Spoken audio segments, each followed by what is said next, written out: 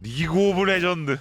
참 뭐 어찌 보면 애증이다 애증. 얘는 제가 한 번씩 게임들 하던 거를 설명해 리뷰 형식으로 하고 싶은데 하다 보니까 남들처럼은 죽어도 안 되더라고요. 사실 설명에다 하면 이 게임의 전체적인 요소를 설명하고 요런 게임입니다 설명을 해야 되는데, 저는 결국 게임을 하면 내가 그 게임에서 좀 느꼈던 강한 포인트들, 내가 또 거기에 대해서 말하고 싶은 것들, 그런 것들을 좀 많이 해야 돼. 그렇게 좀 설명을 하고 싶어 하는 타입이라 일반적인 설명회라고 말을 못 하겠는 거야.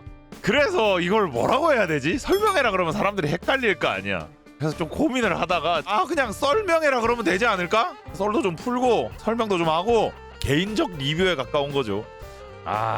근데 이거는 롤을 설명하는 게 아니야. 그래서 썰명회야. 옛날부터 있었던 얘기 중에 하나가 있습니다. 롤이 인터넷 문화를 조졌다 라는 이야기가 있죠. 왜 갑자기 이야기를 꺼냈냐? 로스타크 하는 사람들이 올린 스샷 같은 게 있습니다. 딜러 왈 왜 서폿이 대신 안 죽어주냐? 이거 아실 겁니다. 수많은 커뮤니티에 돌아다니던 그런 글이었을 거예요. 서폿은 도구인데 이런 태도를 보였던 것이지. RPG랑 롤은 다른데 롤이 인식을 조져놨다라는 이야기를 한 거예요. 그때 결론적으로 얘기를 하자면 이런 식으로 롤이 만들어 놓은 혹은 조진 인식 같은 게 있다는 겁니다. 요거를 정확하게 좀 정리를 하자면 롤이 지금 인터넷 문화에 꽤 지분이 있다라고 표현을 할 수 있어요. 지분이 있는데 나쁜 방향으로. 오늘 말하고 싶은 거는 요겁니다.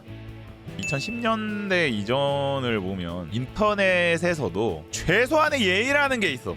그걸 지키자라는 게 대다수의 사람들의 인식이었습니다. 다수에 속하는 사람들이 오히려 그런 생각을 했다는 거지.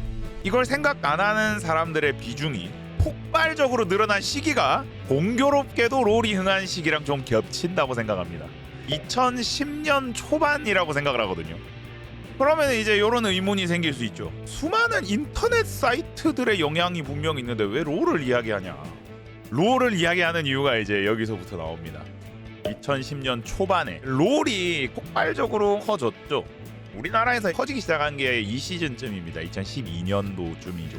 롤이라는 게임이 유행하기 전에는 MMORPG가 가장 유행하는 곳이었어요.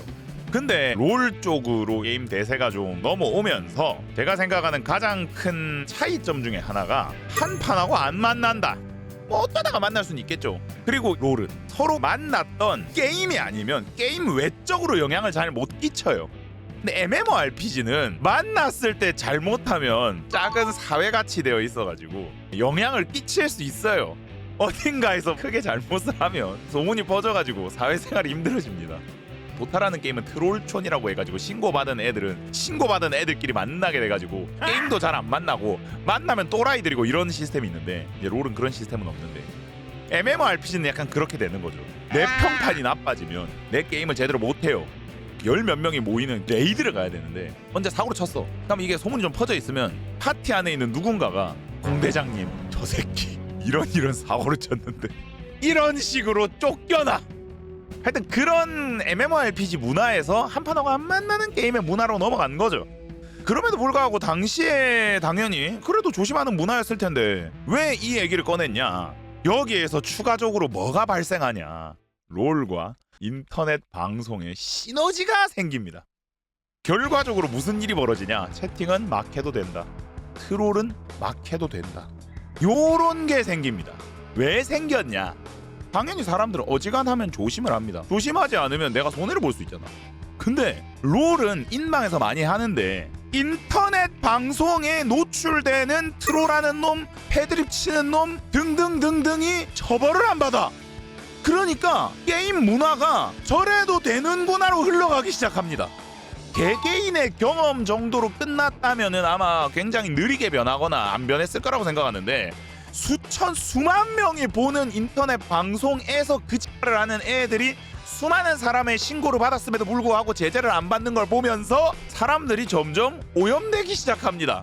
이게 하면 안 된다 해서 해도 되는구나가 되고 해도 되는구나를 통해 가지고 늘어나니까 피해자들이 기하급수적으로 늘어나고 그럼에도 불구하고 안 잡으니까 그래도 되는구나가 점점 더 퍼져나가는 거지. 처벌을 안 받으니까. 거기다가 롤이 얼마나 흥한 게임입니까?